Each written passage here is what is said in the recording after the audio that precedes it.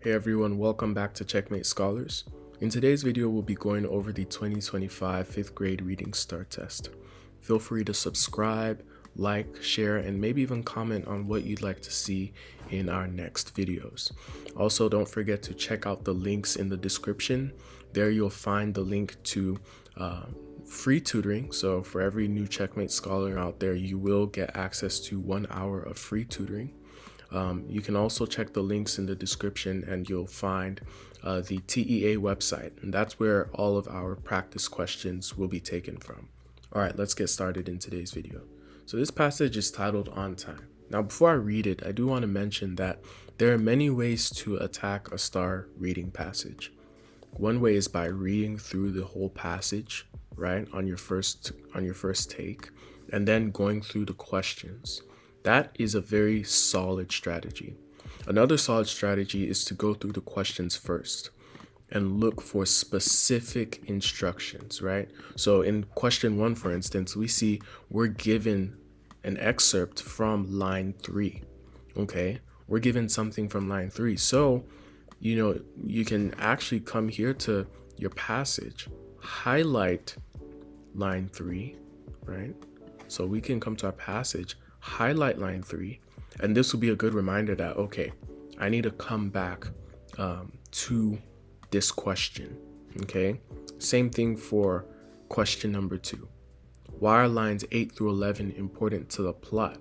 Okay, so we see lines 8 through 11, so I can come to lines 8 through 11, right? Can come right here, highlight these.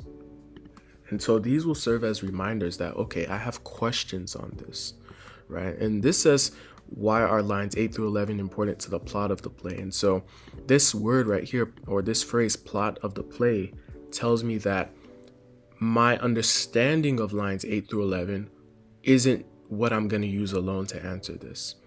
I'm also going to need to understand the whole passage. So that's something to recognize there. Here we see line 36. So I'm scrolling down looking for line 36. I'm going to highlight it. So again, we're just running through the questions, trying to see what we're looking for. Okay, trying to see what we're looking for. Which line from the play shows that Ben wants to improve? Okay, so before I even go into the passage, I'm already thinking, okay, so Ben is someone that wants to improve. What else can we find out here?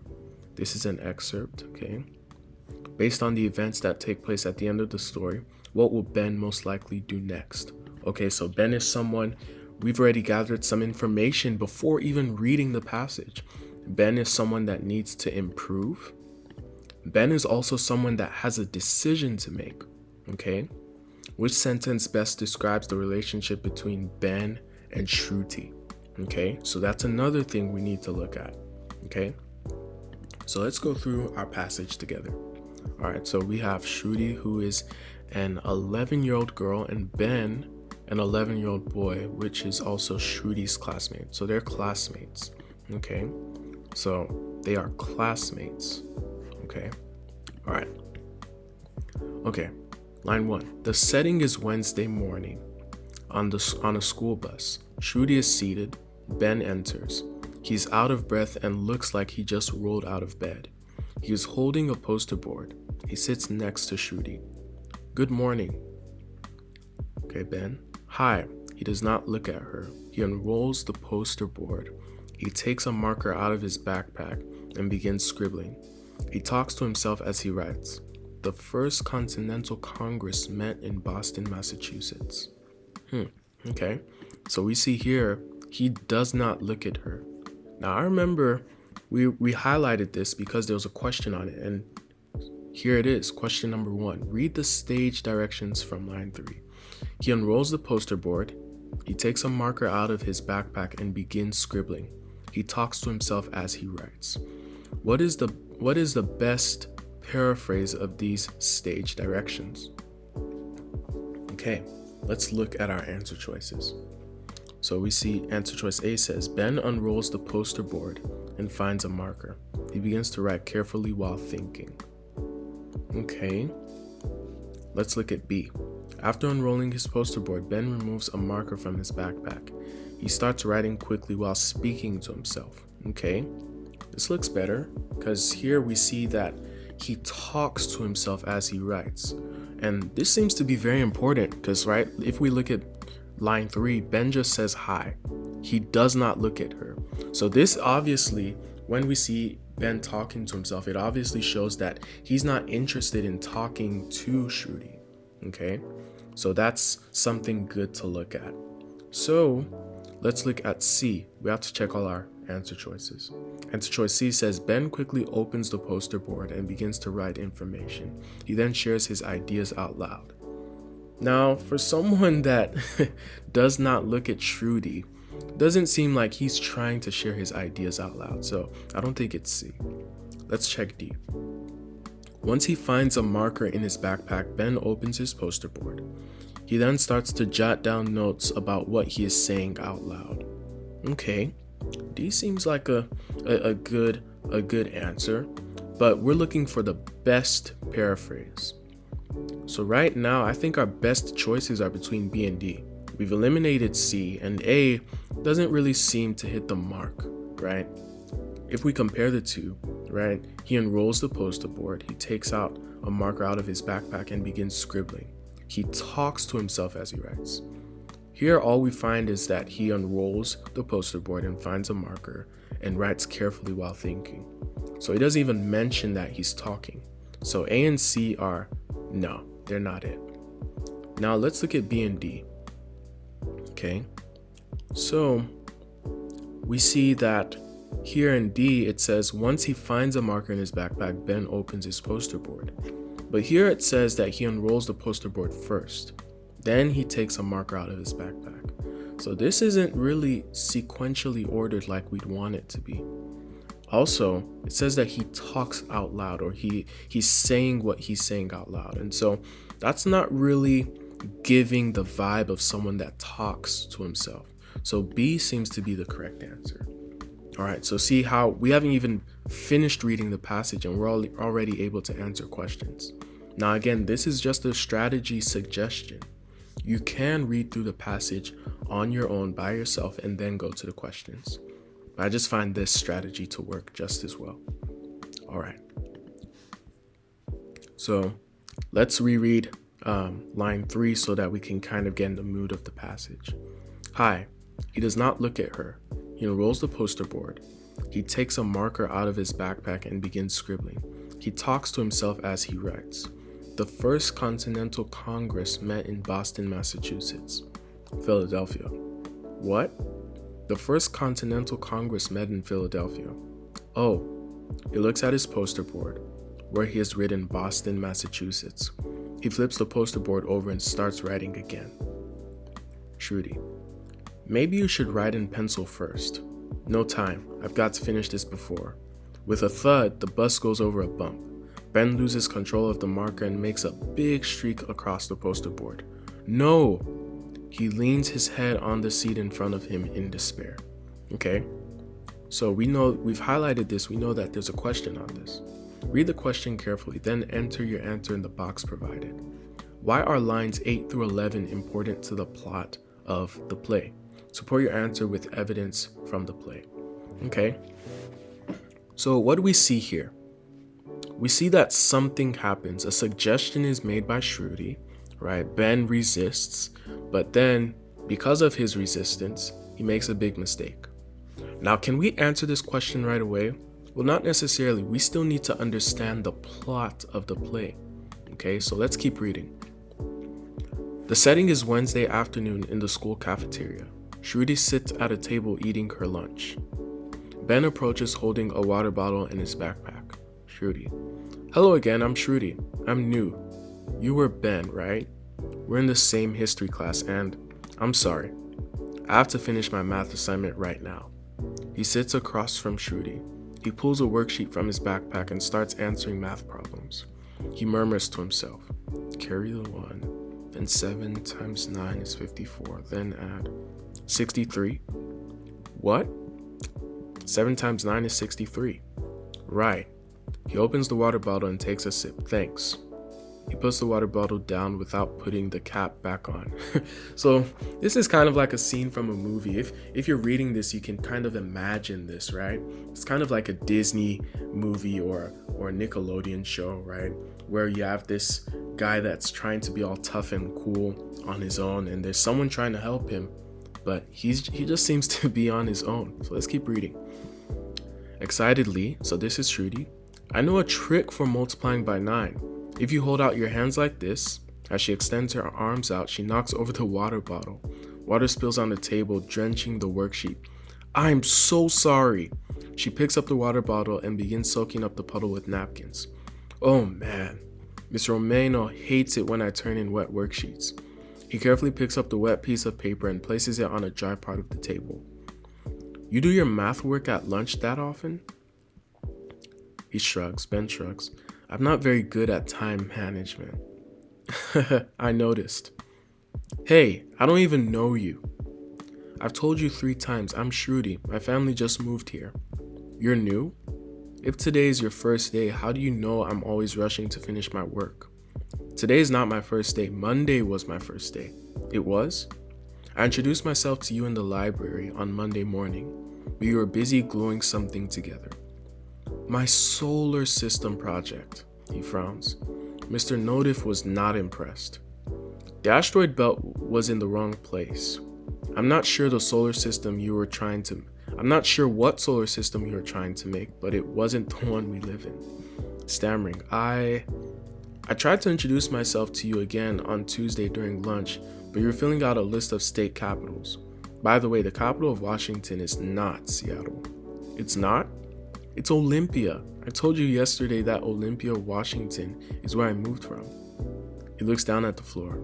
I'm sorry, Shruti. Okay, so we have another highlight here.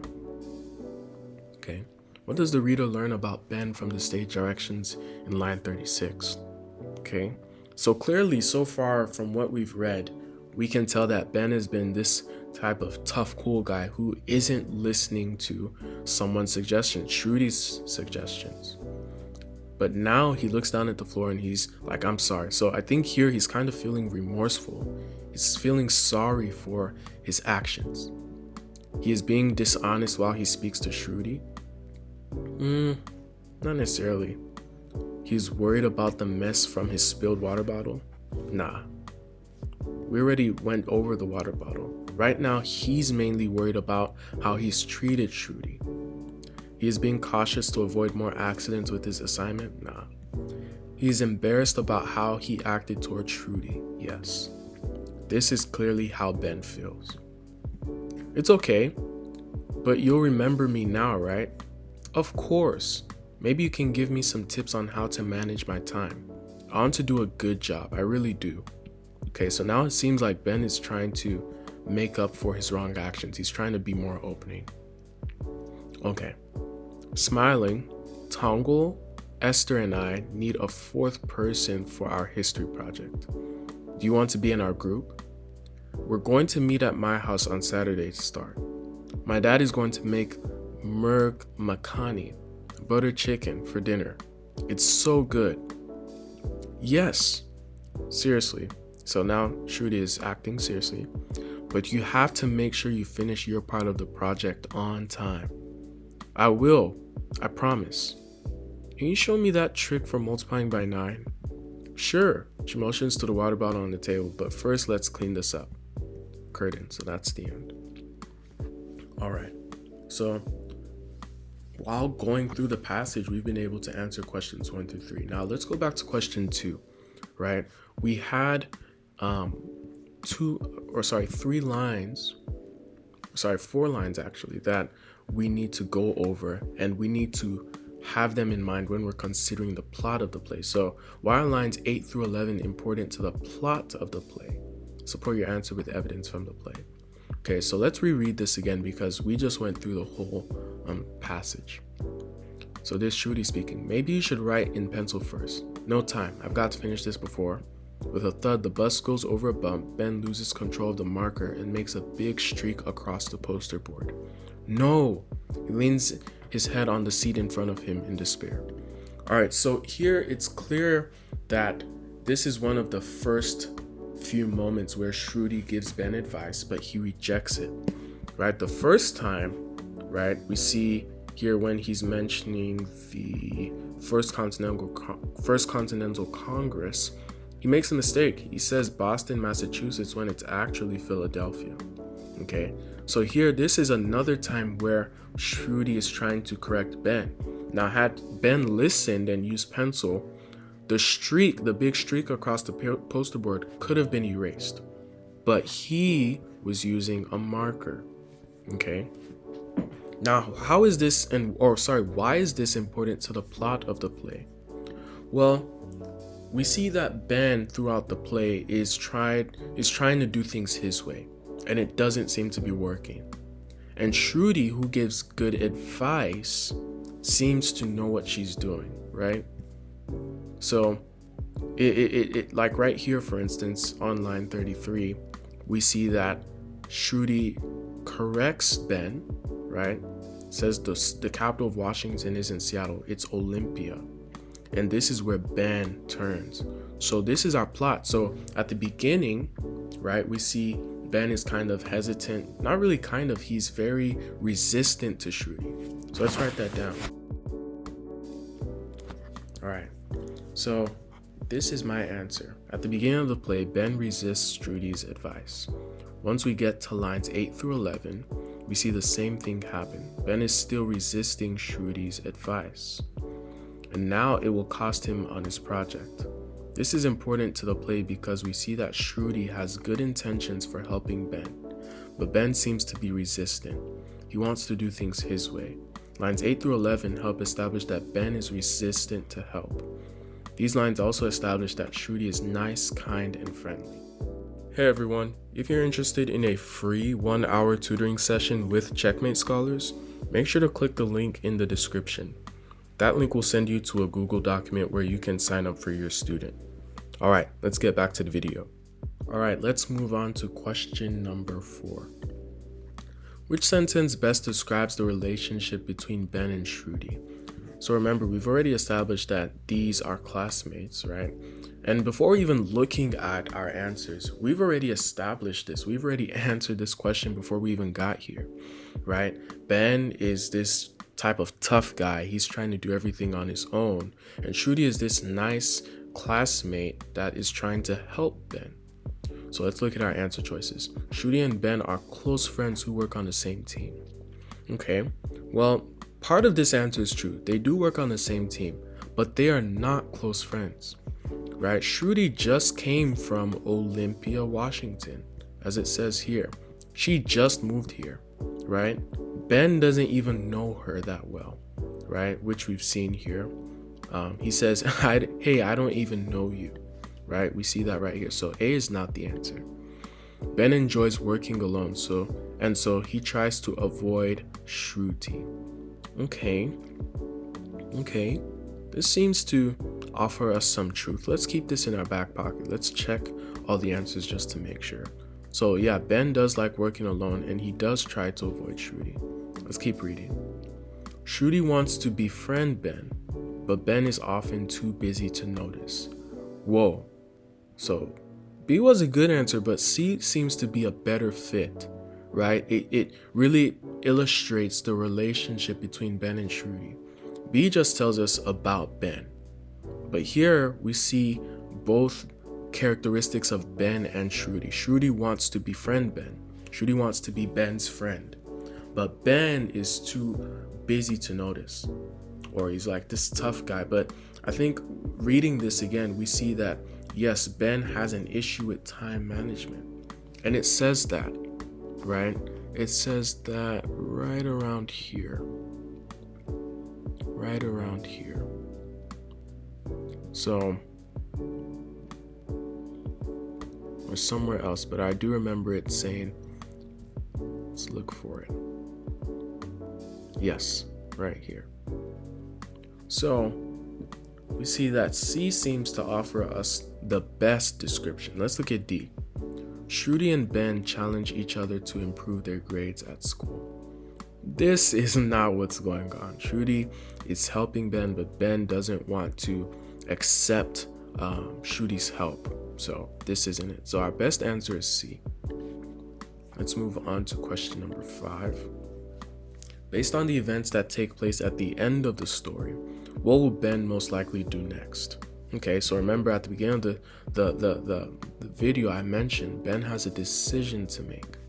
Okay, now what's going on at the end of the story? Well, let's reread it. So Tongwell, Esther, and I need a 4th person for our history project. Do you want to be in our group? We're going to meet at my house on Saturday to start. My dad is going to make merg makhani, butter chicken, for dinner. It's so good. Yes, Ben says. So Ben is saying he will want to go to Shrudi's house to work on their history project. But you have to make sure you finish your part of the project on time. I will, I promise. Can you show me that trick for multiplying by 9? Sure. She motions to the water on the table, but first let's clean this up. Okay. So Ben has a decision to make. Let's look at answer choice A. Ben will pay attention when Shrudi shows him the multiplication trick. Okay. This seems okay. Let's keep reading. Ben will work on the history project during the bus ride home. Okay. Let's keep reading. C. Ben will learn about how to make butter chicken. That is definitely not what's going to happen, right? Ben isn't here to cook. He's here to learn. Ben will listen to Shrudi talk about where she used to live. Again, this doesn't seem to be what's going on. We've already heard about where Shrudi lives. That's Olympia. So right now we're between answer choices A and B. We've eliminated C and D. Answer choice B says Ben will work on the history project during the bus ride home. Well, that doesn't seem to be what Ben agreed to. Ben agreed to go over to Shrudi's house to work on it. Now, yes, Shrudi did say, but you have to finish your part of the project on time. But that doesn't negate the fact that Ben is still going to go to Shrudi's house. And plus, Ben has had history with doing work on the bus, right? He's had history, right? It doesn't seem to go well on the bus. So I think our best answer is A, right? Because here it says in line 42, I promise. Can you show me that trick for multiplying by 9? Okay, so they leave off not even on the topic of the history project, but on the topic of multiplying by 9.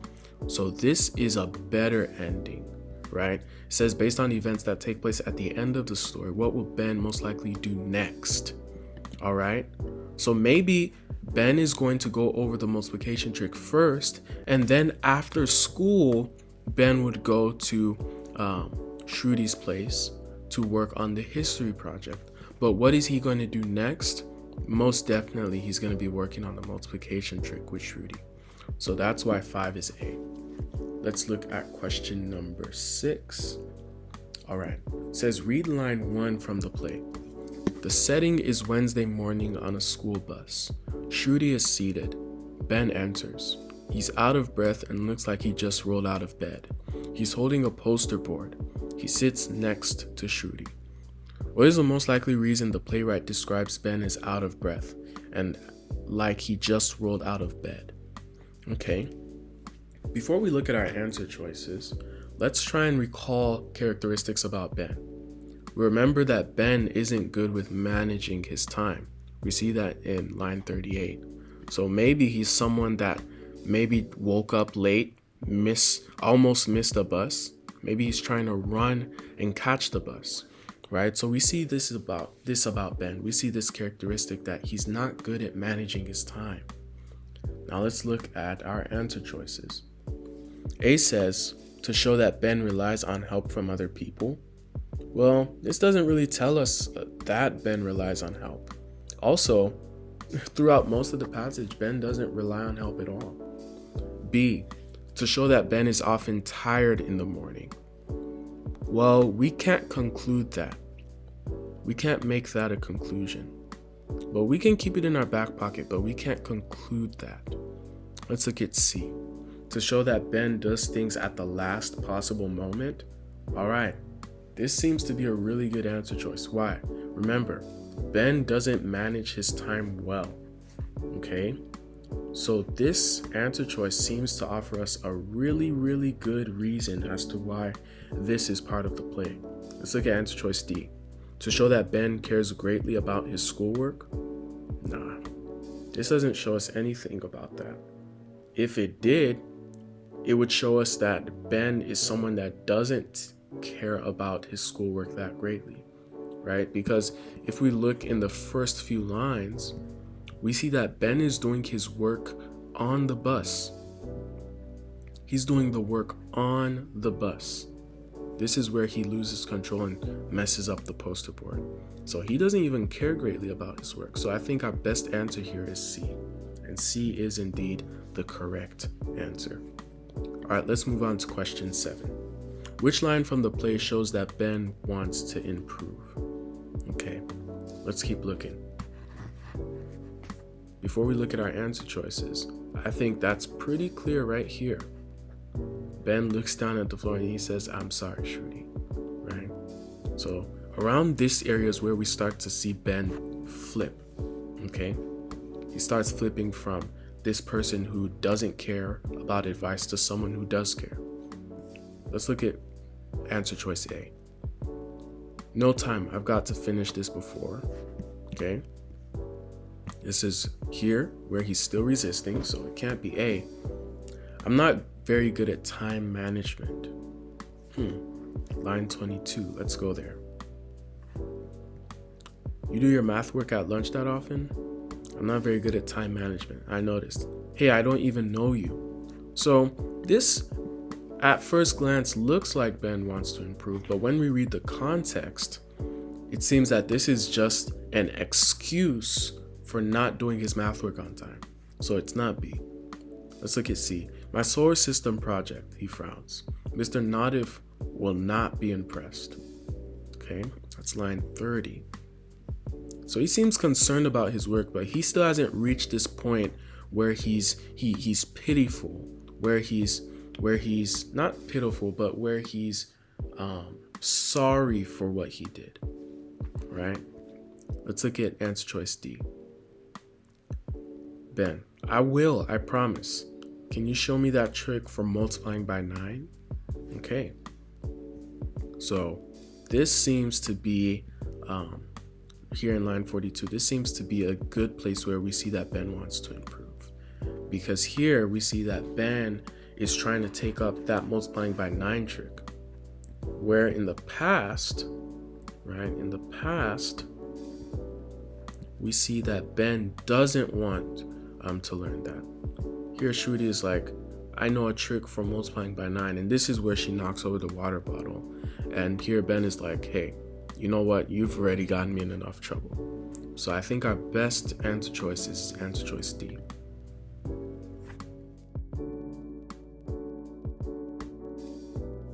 Alright everyone, that brings us to the end of today's video. If you found it useful, I'd really appreciate if you could give this video a like. Also, maybe share it to a student that could maybe benefit from this type of content. Remember, in the future, we are going to other grade levels for STAAR test prep, so make sure to subscribe so you're updated when we do release those videos. Also, if you'd like one-on-one tutoring for your student, don't forget to check the link in the description. There you can access the sign-up link for Checkmate Scholars. Remember, for new Checkmate Scholars customers, you do get 1 hour of free tutoring, so don't let that opportunity pass you by. Sign up today. As always, I'll see you in the next video. Until then, checkmate.